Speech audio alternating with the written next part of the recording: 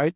So my thing is like, we do not ever email an estimate. You go sit down and you present item by item and you attach the value to every single item so they can have a complete understanding. Because two things. First, like, yeah, it's just 100%. right. I mean, and you and I are going, well, no kidding, right? Well, like, it's totally obvious, but so many don't get this.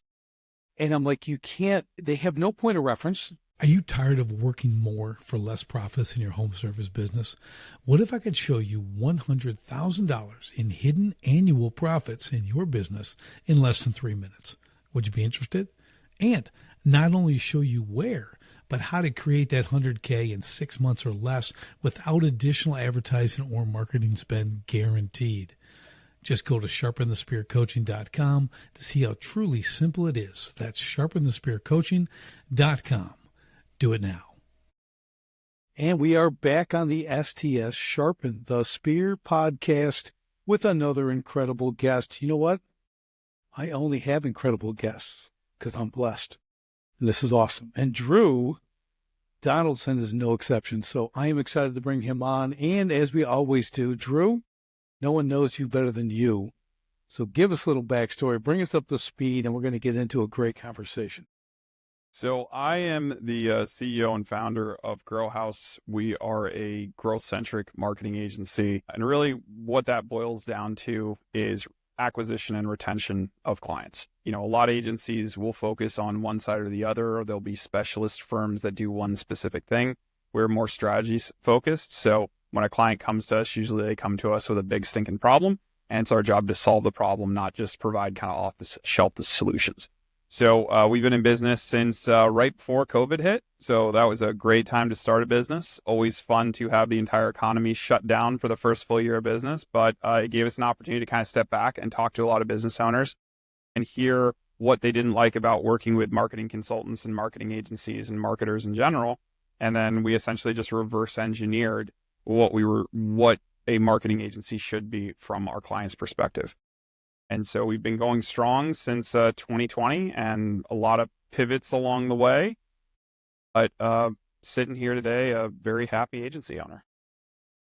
Love it. You know, you said one thing that I really resonate with, and I share this with all my business clients as well. And that's the two things you need to do: get clients and keep clients.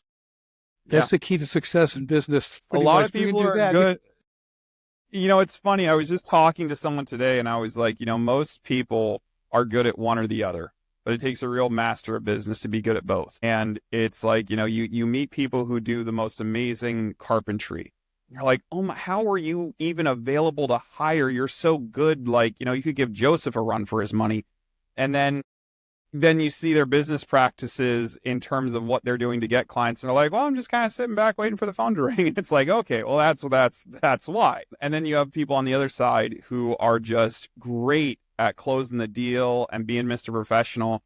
And then when they show up at your house, it's just a disaster. And you're like, my God, I will never hire this person again. So it's a very tough balance to strike. And usually it's one of these things that's never perfectly in balance. Either you're getting a lot of new clients, which makes your retention suffer because you can't spend as much time with each of those clients, or you don't have enough retention and you're able to give those clients really good treatment or really good support. And so it's one of those things that, you know, it's never going to be perfectly balanced, but we do our best to try to keep our clients in balance as much as possible, or in the upward trajectory. Yeah, I think that's a good point, Drew, because like you said, everyone's battling. Like, there are guys who are great at getting the clients, right? And then they can't deliver. Or like, let's flip it a little bit. The guy who does have the time and he spends a lot of time with the clients, he nurtures them and everything else. Let's say all of a sudden he starts getting clients, that actually then suffers. The thing he was good at ends up suffering because he's got all these clients, you know? So now the expectation that previous, you know, for now referral clients, you know, they're not able to refer him, or the people aren't getting what they're being referred to. So if I'm recommending you and Drew's the best and is this, and then of course my friend's going to go with you, but then you come and you did half of what I told them, you know, and they're going to be like, they're not. And what I always tell people, they're not going to be mad at Drew. They're going to be mad at me. My name's at risk because I now have recommended someone who can't deliver the goods that he did for me. So my friend's going to be hating on me and not caring about Drew because he cut him loose. Yeah. And I'm left, I can't have dinner with the guy anymore and all that kind of stuff, So it's kind of wild, but. And like that's a kill shot for a referral. Like you will never get a referral from that person if you didn't treat that referral correctly, or, for whatever reason, their friend comes to them and is like, you told me he charged you $700, to reseal your bathroom. He charged me $1,500. And like that no matter what. And I think that's, especially in your line of work, that's what gets contractors in a lot of trouble, is because they're really good at what they do. And because they're really good at what they do, they get a lot of referrals. And you're like, great. But it also locks them into a pricing structure, because that's the thing that everybody talks about when we're at a dinner party talking about like, oh yeah, your new bathroom looks great. Who did it? How much did it cost? So it's this self-fulfilling cycle of like, you can't, if you undercharge the first guy and he sends you a bunch of clients, well, you're kind of stuck having to undercharge or not charge the full rate of what it should be worth. And it's just this kind of vicious cycle of like, either you let them down by charging them more, you let them down by not being able to do the work as well as you could, because like, listen, like, I can't go upside down on materials. Like, it's like, if it's going to cost me $500 in materials, like what am I taking home if it's only a $500 job? So I think it's a tough line of work to be in from a referral strategy, because in my line of work, I can get a referral from someone who's not paying me all that much a month. But when the new client comes in and it's a much bigger scope of work and you can't compare apples to apples, well, then they're not getting upset at the person that referred them and saying, well, he's charging me 6 times as much. It's like, well, different business, different size, different problem. So I really feel for the contractors that walk in to a quote and they get the classic, well, you did it for my buddy for $600. Why can't you do it for me for $600? It's like, well, it's a different project. It's a different day. And that right there is why you shouldn't be relying on referrals as your only source of business. It's a risky gamble. Yeah, I think it goes to another point too about value. What we teach our clients as well is really increasing the value, over delivering on the value, right? So you can increase the prices to match, right? If it's 4 times the value, they'll pay twice as much as the other one. Oh, 100%. Right? So that's like our journey too, is to help our clients understand that. You probably have to deal with it as well from a marketing standpoint. Is, again, apples to apples is one thing, but really, what are you delivering? How are you out delivering the others? And there's another point to this. I'll say real quick. Is one thing I like harp on all the time, Drew. And I don't know how you do this, but they're bidding a house. Let's say they're doing a renovation, and it's $350,000 for the renovation. And they get done with yes, okay, looks good, and they hit send via email. And they send them a proposal for $350,000. And now it's at the stage. Someone called them, wanted them to come give them an estimate on a kitchen, okay, and bath, whatever. So, okay, you go meet them, shake their hand, walk through, do measurements, go back to the office, do an estimate, and email it to them. So when they get that estimate, what are they going to do? What's the first thing they look at? Bottom line. Number. Right? And they take the other 2 guys who did probably the same thing, and they're just going to compare numbers. Well, he's 100,000 cheaper. I'll go with him.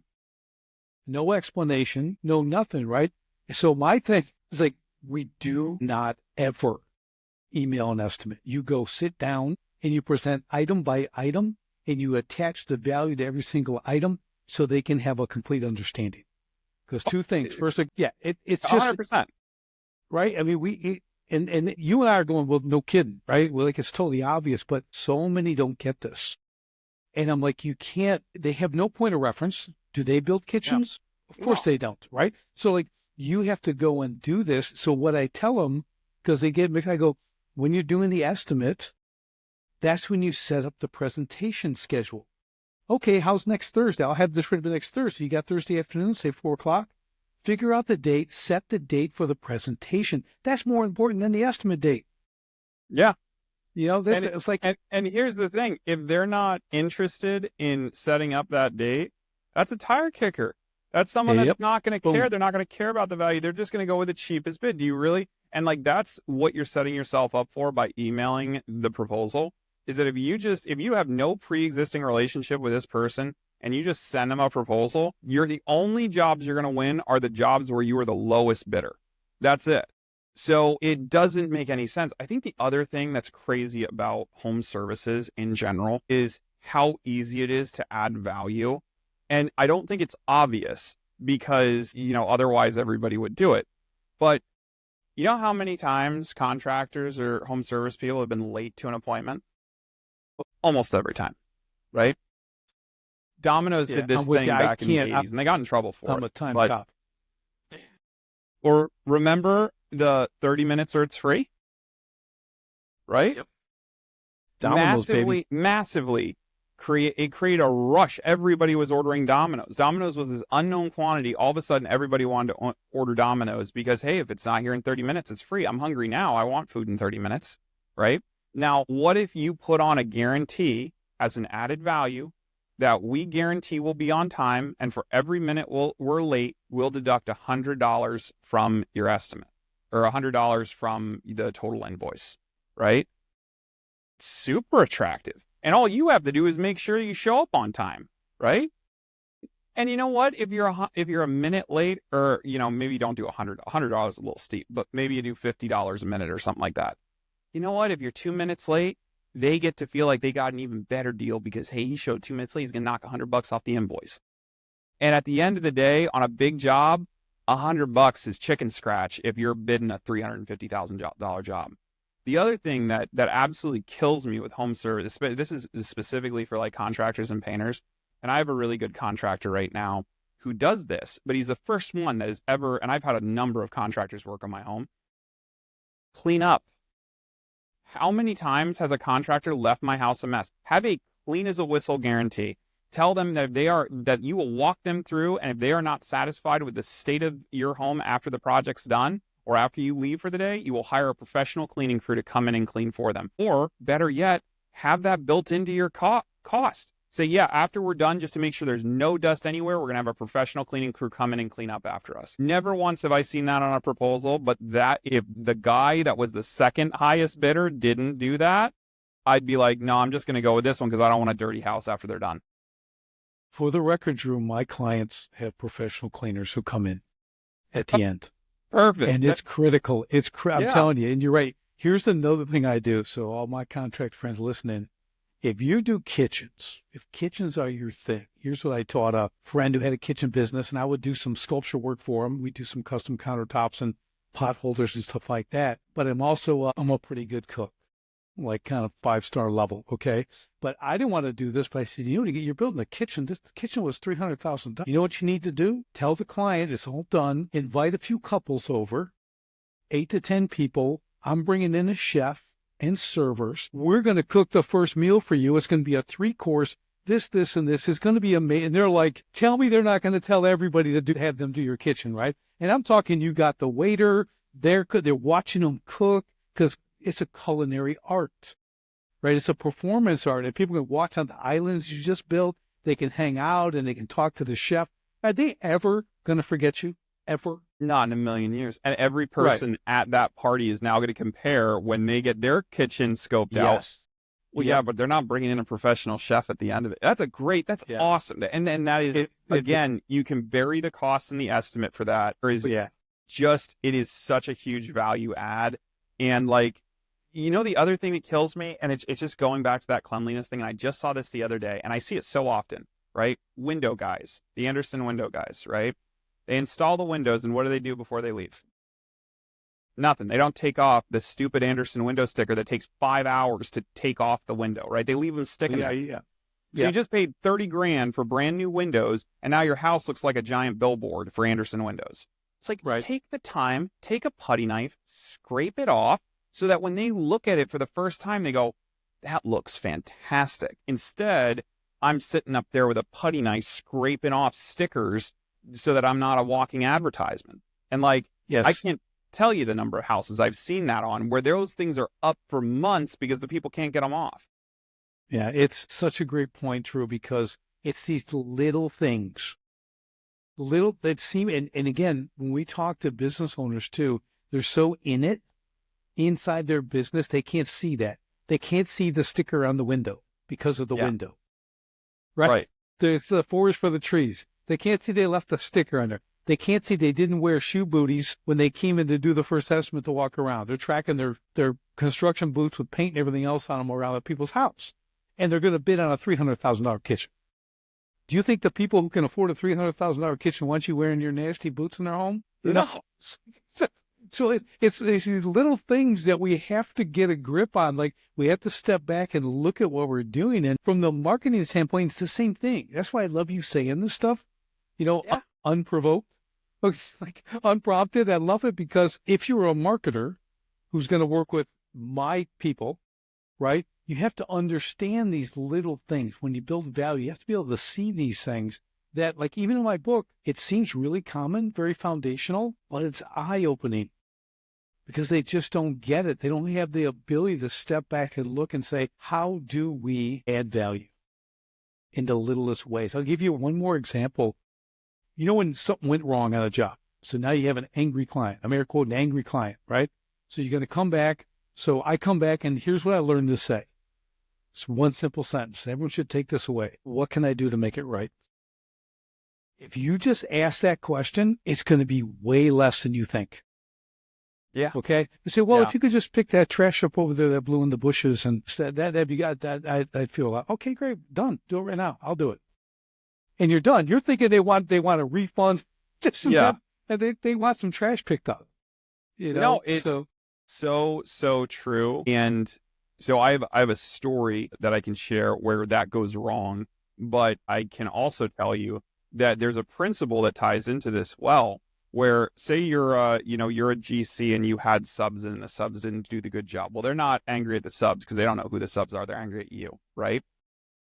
You be more angry than them.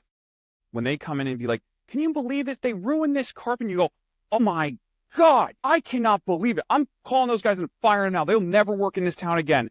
And then all of a sudden the client will back up and be like, well, I mean, it's just a little mud. I mean, I'm sure as carpet cleaner, then we'll take care of that for you. There can only be one angry person in the boat, right? Alex Hermosi, I don't know if he came up with it, but he's constantly preaching this idea. And it's a great idea, because if they feel that you're taking the problem as seriously as they are, or more seriously, then they'll all of a sudden back off. The same thing with the stuff in the bushes.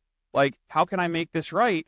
Well, I mean, it's not a big deal. Just, maybe pick up the nails outside. Like, I don't want my kids stepping on them, right? So a perfect example of this is we had our roof redone right after we moved in. It was a very old roof. We were going to do standing seam metal. We were very excited because, it's a 100-year roof. You replace it, you never have to replace it again. And we have a very challenging roof. We live in a Victorian house, so it's very steep. They're putting so many cuts. Oh my gosh. So not a cheap roof. This is not a, $10,000 and you're done kind of roof. And so we came on, they started working, and, everything's going fine, and they're it's slow, and we had to wait a long time because it's summer and roofers are busy. They finally start. They get about halfway done with the roof, and they're like, all right, we have a job closing. We're going to bring another team in, and they're going to rip off the rest of the roof to speed this up. And then they leave. At the end of the day, roof is off, and it was starting to look a little stormy, and they're like, we checked the radar. I think the storm's going to pass us, but just in case we put some tarps up there, just in case some water falls, it doesn't come into your house. Fantastic. That night, it's in August, and in this part of Pennsylvania, we get torrential rainstorms that just spring up out of nowhere in August. And we had one of the worst rainstorms in the entire time I've lived here. It completely destroyed our house. We had to gut every single wall in our house. It ruined everything, because even though only half the roof was undone, so much water came in, it destroyed rooms all the way down. The water was pooling in the basement. There was so much water. Like, I walked in my front door after coming home from dinner, and there was a literal waterfall coming through my house of water. And so immediately I'm like on the phone, and they're not picking up. No one's picking up the phone. And then I'm getting more and more frustrated. So I'm calling my home insurance company, and they're like, well, we'll send Serve Pro out there and all this stuff. And I'm trying to navigate all this. And I'm thinking, well, at least they'll call me in the morning. They don't call me in the morning. They don't call me until Monday, right? I even called, like, they had a number like, hey, if there's ever like an issue, you can call this number. We'll get back to you immediately. No response until Monday. They also were supposed to show up the next day to work on the roof and sent me an email that they weren't going to be coming. And I was like, are you kidding me? Like, I just had this, not even mentioning like, hey, by the way, we're sorry that, the tarp, we didn't tack the tarp down and it rained all through your house. And it just continued that way. And everything was a fight. Everything was like, just do the right thing, guys. And so it got to the point that I got tired of them, and I sent them a certified letter saying, I'm taking you to court. I'm taking you to court, and I'm going to sue you for the entire cost of the project plus damages. And this is, and then I offered a settlement. And even that didn't get any attention.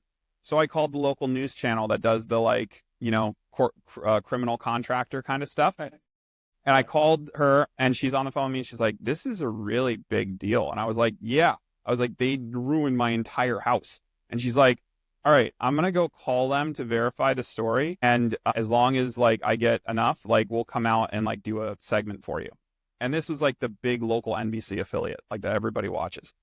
So within 5 minutes, my phone rings with the owner of the company, Mr. Donaldson. So I hear we have a problem. I was like, we have a big problem, Chuck.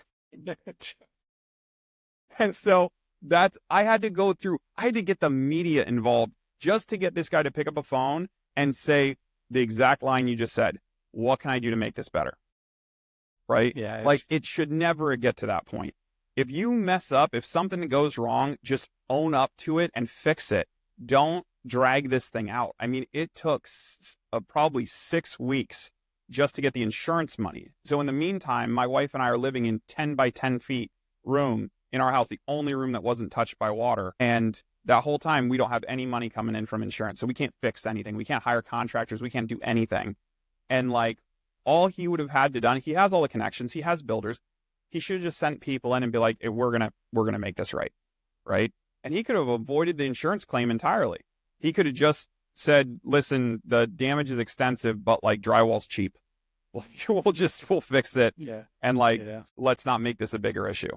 But yeah, it's not an uncommon thing, and that's again, the bad part, out there. So it's the good thing is there are great contractors out there who do the right stuff. And I am fortunate to work with most of them, or a lot of them, I should say, but trying to turn it. And that's why that's a great story, because you can't, I'm just going to say that company, that person, you can't fix. I can't fix them as a business coach. You can't fix them market, because they have a mindset there's no fixing that.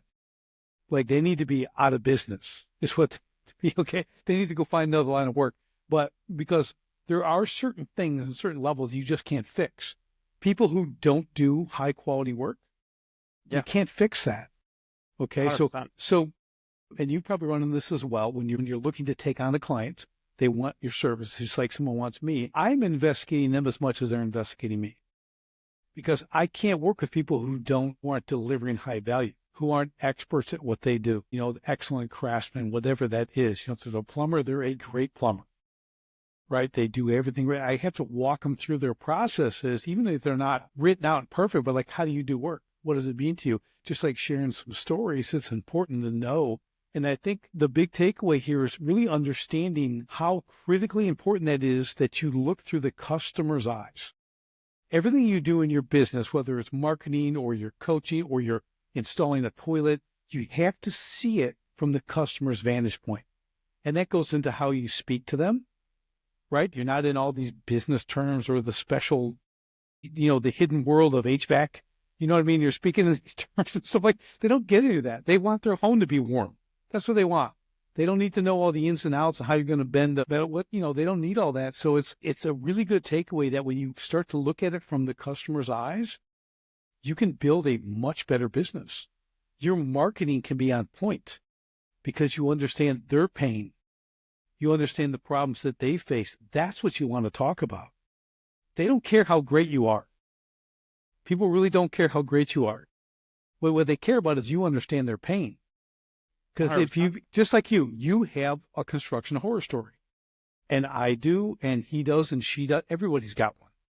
Okay. If you've been around any time, if you're a homeowner, you have at least one nightmare construction story, right? So that's so we're fixing that, right? We want to fix all that, from a marketing standpoint, from a business coaching standpoint. We want to fix that kind of stuff, and the guys who are willing to do that, they become the top 10%, because those are the guys, the top 10% of any industry. Those are the high performers. Those are guys who are willing to find more value, who are willing to improve their process, who are willing to nurture the relationship of a new customer, a past customer, a current customer, right? They understand the value of that. So let's talk about that a little bit from a marketing standpoint. Okay, and what that really means to you to kind of get that. Like we began, you get clients and you keep clients. What does that really look like? So if we can start with the get clients portion of it, because I think we're in very similar industries in terms of anyone can call themselves a marketer, anyone can call themselves a contractor. I know some states are a little different. It's very easy to become a contractor in Pennsylvania, or so I'm told, right? It's like a form you fill out and you pay a $50 bill to the courthouse and like, you're a contractor now, congratulations. So I know that is different, but the reality is even in states that have really high regulations on contractors, there's still bad contractors. So the system isn't perfect. And because of that, that's why it's so critical to make sure that you are collecting testimonials and reviews and things from happy clients, so that when someone is doing that deep dive into you, they are looking into like, who is this person that I'm about to hire? They see all that stuff. One of the reasons I do shows like this is because it puts a face behind to the business. So when someone goes and I, send them a cold email to ask them if I can help them with their marketing, and they're like, who is this guy? And they Google my name, you find 100 interviews of me talking about marketing, right? It's not a mistake. I didn't show up here because I was in the right place at the right time. Like, no, this is a effort on my team's behalf to get me out in front of as many people as possible to build that trust and to show like I know what I'm talking about. I'm not some spring chicken that just woke up yesterday and was like, I'm going to be a marketer, right? So like the effort that you put in to the work needs to equally be matched by going and capturing those referrals and testimonials and putting yourself out there. Like if you are a really great contractor and you're proud of your work, post it. Go and shoot a little video before the walkthrough with the client and say like, we just finished this bathroom. It looks phenomenal. Here's all the features. Client wanted this, client wanted that. That kind of stuff goes a long way when people are considering whether you are going to actually do the work. I can't tell you the number of times, I put out a call out there for bids for something, and I get people that don't even have a website. It's like, what are you doing, man? Like, how am I supposed to know if you're even legit in the slightest? And then when it comes to the retention, once you have them as a client, really, I think the key thing that most home service businesses miss is reoccurring revenue. They look at everything as a project, right? I'm bidding on a bathroom. It's just a bathroom.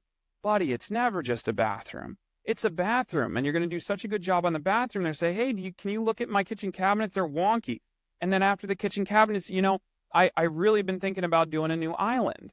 And so like you can either sit back and wait for those opportunities, or you can take charge of those opportunities and either build an offer that's specifically like one of my favorite offers that I've never seen anyone do. And I'm sure there's someone out there doing it, but I would sign up in a heartbeat, is a monthly handyman service where I pay you a monthly fee and one day a month you come up, you show up and just tackle all my handyman stuff for me, right? It's such a good business model. You get the check every month for whatever you charge for a day's labor of doing this and that.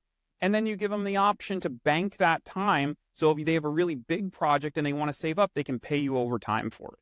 So it's like, that's one way to do it. Another way to do it is just when you finish the bathroom, be like, hey, I noticed when I was walking up and down the stairs, there's a broken piece of trim on the stairs. Do you want me to take care of that for you before we close you out? Oh yeah, that'd be great. That thing's been bothering me for years. Just be observant. Look at it through the client's perspective. When you're walking through their home for a week, notice all the little broken things. Notice that the door is slightly not off the hinges or it doesn't close quite right. Notice that, their air duct, if you're an HVAC guy and you're doing a cleaning, hey, if you notice that there's a hole in the system, offer to patch it. Like say, hey, you know what? I noticed your filter's dirty. You want me to swap that out for you? Those little things are what can turn a small job into a big job, but you have to ask for it. If you're just coming in with this tunnel vision of, I'm just here to do this thing and then I'm going to leave, you leave so much more money on the table. And I had a concrete contractor that came in to do some work for me, and he came in and did the work and he left. I was like, okay, that's fine. And then I had put out a call, and he was in a network of other contractors, and I had put out a call for some other work. And he's like, hey, you didn't tell me you needed all that stuff. I can do that for you. And I was like, Well, you didn't ask. I just assumed you just did concrete. Like, you didn't say that you could also build a bookshelf or whatever it was, right? But if he would have just taken 5 minutes at the end and be like, what else can I help you with? Like, that is the point. When I'm looking satisfied at the thing I just spent a bunch of money on, if someone was like, hey, if you're happy with this work, I can stay an extra hour and fix that door for you. Easy. And the contractors that I've kept around all do that. They finish a job and go, hey, I noticed this. Can I take a look at that for you? Yeah, I think there's two things to that. And first, we call it LPV, lifetime profitable value. That's how we always have to look at our customers. Okay, if I'm roofing, siding, windows, if I do the roof, I'm not going to do the roof and then say, hey, see you in 30 years. I won't come back to this worn out, but people do that. They literally do. I'm like, because they have siding and windows. And you're going to need to replace those. Maybe not today, but in the next few years. So it goes from a $15,000 client to a $65,000 client. I use car dealers, same thing. Car dealers are everywhere. But if they take care of me, if they nurture me, I have a wife, I have 6 kids who now all drive. What am I worth to that? Buying new cars every 3-4 years? I'm a 7-figure client to that car dealer. But they don't care. I mean, yeah, there's car dealers everywhere, but if they built that, that's 7 figures. I'm one family. So over the next 15, 20 years, I'm worth over $1 million to them, in car purchases, but they don't, they don't give you the time of day. So it's just like you said, also you've got that. Plus you have to remember any kind of contract, anytime you're in someone's home, okay, this business, when they call it home services, a service business is a relational business. It's not a transactional business. It's not, sweat this pipe, do it, fix my thing, and you're out. I'll give you 50. It's relational. So that attention to detail, like you're talking about, Drew, with you see the creaky door, you see this thing, that builds relationship. It shows you care. Okay. You're a professional, right? But you have to, that's what you're nurturing. That's how, and even if you don't have anything to fix in our home today, if you built a relationship next month, or when the kid takes his bicycle and rides it through the patio door, you know what I mean, and breaks, so you're in, right? So it's like, stuff's always going to happen. You're always going to be there. So really great points. So, I mean, like, here's the thing. Relationships are built on trust. And yet contractors oftentimes, because this is just the way business is done, and contractors aren't the only one in this group. I've seen photographers do the same kind of thing. But don't upcharge your materials. List the fair value of what they would have to go and pay at Home Depot. Make your money on the labor. Charge more for the labor. I'm not saying leave money on the table. I'm not saying pull food out of your kid's mouth.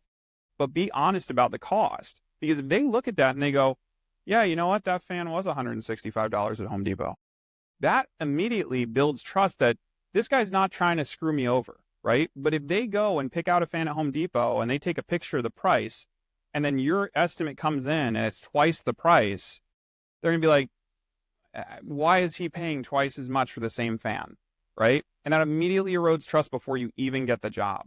So why not, if you want to, if you have a goal number for what you want to hit, add it onto the labor, because the labor is where the real value is created. You going to Home Depot or ordering it on Home Depot and having it delivered, there's not really, I can do that, right? I can organize a Home Depot delivery of materials. And I used to have to do that when I worked with less scrupulous contractors early on and before we found the one we use now.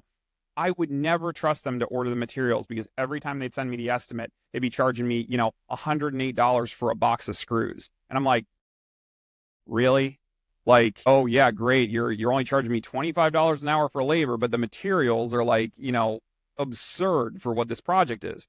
So it's stuff like that. And then also, a relationship can't be built on a once in 30 year or once in 10 year time period. The one thing good car dealerships do that's really effective is that they continue to bring the car in for service, right? That's why they sell service plans and long-term warranties. And hey, we'll do your oil change free for the first 10 years or whatever their offer is. It's to get you back in the business. Similarly, if you're a roofer and you do gutters and windows as well, why not get them signed up for biannually gutter cleaning? It gives you an opportunity to go back and rebuild the relationship. Yep, hey, we're just stopping by for your gutter cleaning. You don't have to give it for free. You can charge them for it. But I don't know a person on earth that wants to clean their gutters. It's not exactly anyone's favorite thing to do. Get up on a ladder and, get all messy and have to drag a hose up there.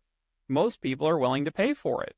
And most people would be more willing to pay for it with someone they trust than just going to the yellow pages and looking up gutter cleaning and worry about a guy falling through my window. So why not just go and partner with a gutter cleaner, even if you don't do it, partner with them and say, hey, you're going to serve my clients as a sub.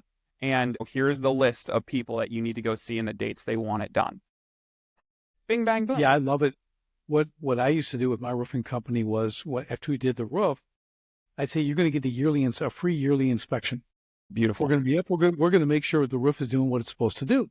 And they're like, oh, well, that's awesome. No one's doing that. So I'm giving them a free inspection, right? Translated to free sales call. Yeah. Like, I noticed your windows. Go back to that thing, right? I noticed your siding. You're doing this, whatever. Oh, hey, do you know anyone who needs my services? You're going to talk to these people. You're going to stay front of mind once you're out there. Of course, they're on the email drip campaign and everything else, but that physical showing up and getting up there, taking a look at everything. Hey, this looks good. Hey, I notice your gutters are getting kind of bad. Hey, you know what? Maybe you need covers. Are you really tired of doing this? How about we put some covers on these gutters? And you give them, I'm just saying, like, it's a sales call, but what a benefit to them, that free inspection every year. And guys 100%. Can do it in HVAC. Come in, we get in, and you can give them maintenance programs. You can do a free inspection of their furnace. You can do whatever you want, which, like you said, you need filters, you need this, you need that. So we kind of put all that stuff together. Really good points on that. I think when people have to think differently, they really have to start thinking differently. I mean, I think that's the theme of our entire conversation here is how you really drive in value. How are you thinking differently? And what is the story they're going to tell about you? So, like, two things with this contractor that I'm working with now that really, like, knocked my socks off. So at one point, my daughter had just been born, and of course she's like 3 months old. And so he's here doing something. I think he was installing a window or something for us. And my wife and I were having a conversation about, hey, we need to go get this thing at the store. And I couldn't leave work, and she didn't want to take my daughter out because my daughter was not good in the car. And so we were just talking about, like, oh, I'll have to do it after work. This guy took him upon himself to, while he went out to the hardware store to get supplies, he went and picked up the thing at the grocery store. It was totally unexpected. It was totally above and beyond. But you know what? That's now part of the story I tell when someone's looking for a contractor and why they need to hire my guy over someone else. Another time, one of the car batteries had died, and my wife was trying to go somewhere, and he went out and jumped her car for her. Like, he just happened to be walking by, and she came in the house looking frustrated, and he's like, oh, what's going on? Car battery's dead. I need to jump. He pulled his truck around and jumped. And it's like, it costs you nothing except a little bit of time, and they're still paying for the time. I still paid him for the 20 minutes, right? So he's not losing anything. But the amount of good rapport that he's building, the goodwill that he's building within doing those little things that weren't expected, they weren't in the contract, no one could foresee them. It's the same concept as like sending them a gift basket or sending them I had one guy, this wasn't this contractor, another contractor, he was working and he had to disconnect the gas lines from our range. And so they sent us a pizza that night. They're like, hey, we know you can't cook tonight, so pizza's on us. Yep. Totally unexpected. It cost them $40. I have not, they're an appliance company that was doing it. I bought every single appliance from them in the entire life of the house. I'd never go anywhere else because they treated me right. So it's just that, it's those little things. It really amounts to a lot of value. Yeah, it's really, and when you've got, and people say, oh, that's great when you're a one-man show or a three-man show. No, it's the way you train your people. It's a process. It's a process of doing business. This is how, at this particular company, we do business. Like I have one contractor, a remodeler, and one of the first things they tell them, hey, this is going to be 2 months. Are you going to go get an Airbnb? Are you going to get a hotel? Because this first month, you're probably not going to want to be here. Yeah. Because this dust is now if they see now that we're not going to stay, okay, well, I'm just going to let you know we're going to like hermetically seal this area off from the rest of the house. So you're going to be eating out, or you're going to be cooking on the grill or something, because like we're tearing this up. So that upfront acknowledgement of that gives them an opportunity, right, to make the plans and everything else. let them know that that's going to happen. But again, it's a part of doing business. We understand what our work entails, and we understand the hot points, the discomfort, the unsettling aspects. Like you said, super clean when you're done every day. Same thing. It's cleaned up. It's orderly all the time. I had a thing with my guys with our trailers. I used to tell them, Drew, I'd be like, listen, if I show up to the job site and I open up that trailer and I can't walk from the back to the front without stepping over something, look out. Yeah. Because our customers see it.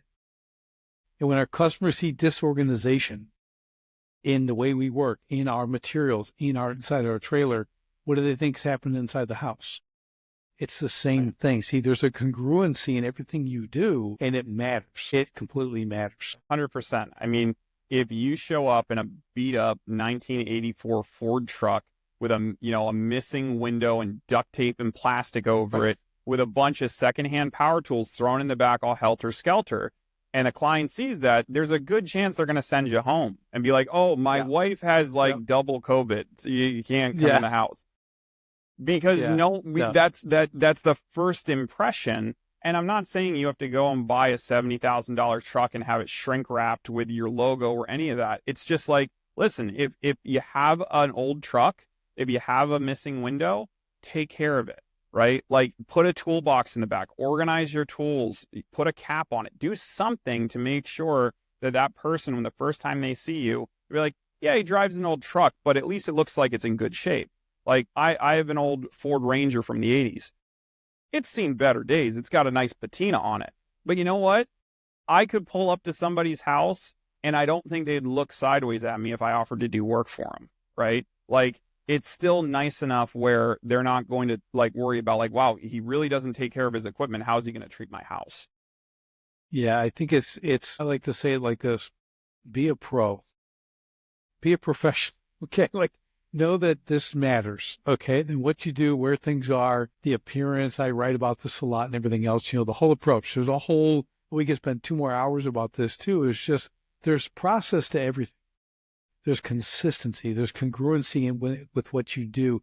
And when you're able to step back and look at that, that's when you begin to build the business that people value, that they understand. And when you present that proposal and you are the highest guy of all 3 or 4 contractors, they go, but I want you. Because everything you've done, from the truck to this, the approach to the door, to everything you've done, you sat down with me, explained everything item by item. You're the guy I trust. Like you said, it's trust. You've built it. They get the emails, they got the referrals, they've got the testimonials, they've seen all this stuff, right? So it's all little things that compile to the final, right? To the final thing, the final impression that they're able to sign on your contract line instead of someone else's, even if it's more. Communication is such a missing link here for a lot of contractors, because, like, listen, if you're going and doing an estimate, that estimate should be delivered by end of day. That's your best. If you really want to know the hack to closing more business, send it to by end of day, because that's when they're in the mindset of, they just met with you, they have the most goodwill built up, you wowed them in the sales presentation. That's the time to send them, if you're going to not follow your advice and send it via email anyway, right? Yeah. But if you are going to do the sales presentation, which is definitely better, especially for high, if you're doing, it's a $500 job, you might be able to get away with it. But if you're presenting a $350,000 full reno, then, like, the reality is, you book that call by the time you leave that house, and you show up on time, if not early, with, their mail in your hand, said, hey, brought this in from the street, thought you might want it, right? So, like, that kind of stuff. And then if we're middle of the project and I send you a text message or I send you an email, answer it. Don't make me wait 3 or 4 days to get a response back from you when I'm confused about the status of the project. Like other things, check in with me before you leave, so I know you're leaving the house. I can't tell you, like, I had one guy, like, literally stop work because it was raining, right? And it wasn't raining hard. He was just doing exterior work that couldn't be done in the rain. He just left. He left all his tools on my porch, like front porch, right by the main street. So I'm like, well, clearly he wouldn't have, like, left all his tools here because, like, someone could steal. And I live in a pretty safe town, but, like, who's going to leave a bunch of power tools on a front porch, like, and expect them to be there next day? So I'm searching my property for this guy. And then I start thinking, oh my God, he must have like cut his finger off and ran to the hospital or something. And so eventually I call his, it's after 5 at this point. So the next day I call them and I'm like, hey, is he all right? Like, I'm all like freaking out that I'm going to have like some kind of liability claim on me. And they're like, oh yeah, he's fine. He'll be back today. It was just raining, so he had to leave. I was like, okay, would it kill him to knock on the door and be like, hey, it's starting to rain. I'm going to leave my stuff here. I think it's going to be safe. There's nothing terribly expensive in those bags. Like, at least then I could have said, well, yeah, don't leave him on the front porch. I don't want to risk him getting started. Leave him on the back porch or something like that. But he's just left, right? So it's like those little touch points of communication are so, so critical. And I think because people are inside their business and they're managing 15 proposals at once, they don't realize how essential it is to communicate with each person as an individual instead of just an item on your to-do list. Yeah, it is the number one complaint in contracting. Customer complaint is communication. It's number one. So yeah, they really, again, we go back to building processes and systems. We do with ours. We have a customer portal. They communicate through there. So it's not just a phone call all the time. They have a place where that call is registered. They can text it. It's all there. It's answered. We've even gone as far with a lot of my clients as we create a client advocate, and they have one person to talk to.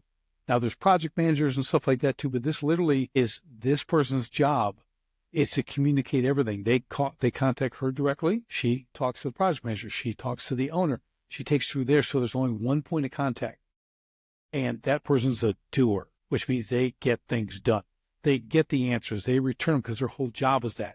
So it cuts out all that delay, all that miscommunication. It's an amazing thing. You got to work at a certain level to be able to do that. But man, the customers love that. It's like having their own concierge. It's amazing.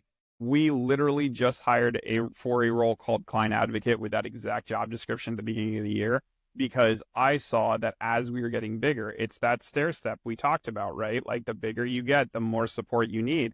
And I saw the need of someone to come in and be that first line of defense, or not defense, but that first line of communication that was going to be able to keep up with all the needs of all the clients and not worry about this client going and talking to my project manager and getting her off track so that her productivity slumps because she's answering questions that she doesn't know all the answers to. And so we just put this role in place. And I, told my whole team, like, every morning when you come in, you talk to her first. You give her the download of everything you're working on. So if the client calls and says, hey, what's the status of my project? She can go and rapid fire. Here's where this video is. Here's where this campaign is. Here's where this is. Here's when we expect to launch, what have you. So yeah, if you can afford it, having someone be that point person, hugely beneficial. Yeah, it's awesome. So yeah, it's great minds think alike, Drew. So well, we're aligned here. This has been great. Nothing less from this conversation. That's right. It's been awesome. This has been really, really great. We got a ton of great takeaways from this. And I know people are getting a ton of value from it. So with that being said, how do people actually follow you, get in touch with you if they're looking to explore maybe some marketing possibilities? Sure. Where do they need to go? So website is growhouse.org, GROHAUS. My sign's in the background, but it's kind of cut off, so I don't know if it'll show up in the video or not, but GROHAUS.org. You can also find me on X and Facebook and Instagram and LinkedIn. Those are where I'm kind of most prevalent. But I also have a free marketing coaching session every Friday that anyone is welcome to join. You just have to reach out to me to get an invite. So I don't throw the link out there just to make sure I can do a little bit of pre-filtering, make sure we don't get any rabble-rousers in there. But that is a huge benefit. And if any of your clients are out there currently running Facebook ads and are not happy with the performance, I have a workshop that is, we're going to record it live on 2/5. You can buy it now. And then after 2/5, it'll be available on demand.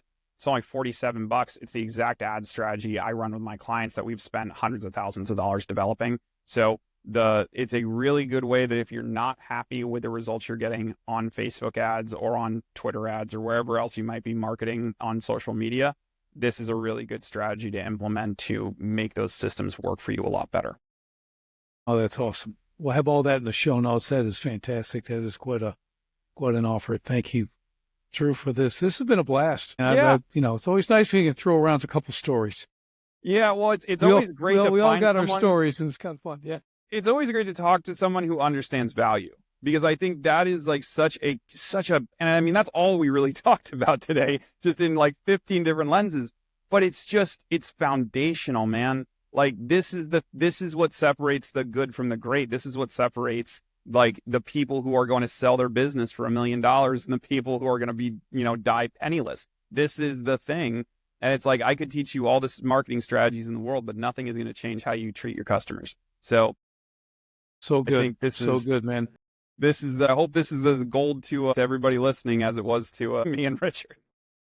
Yes, great. So I'm sure it is. This has been fantastic, Drew. I just want to thank you for coming on. This has been a pleasure as always. And thanks for bringing the value to our people.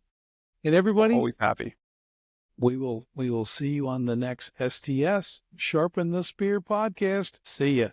And don't forget, revenue feeds the ego, profit feeds the family. So if you want to see how I can show you at least $100,000 in hidden annual profits in less than 3 minutes, and not only show you where, but how to create that 100K in 6 months or less without additional advertising or marketing spend, guaranteed, just go to sharpenthespearcoaching.com. See how truly simple it is. That's sharpenthespearcoaching.com. Do it now.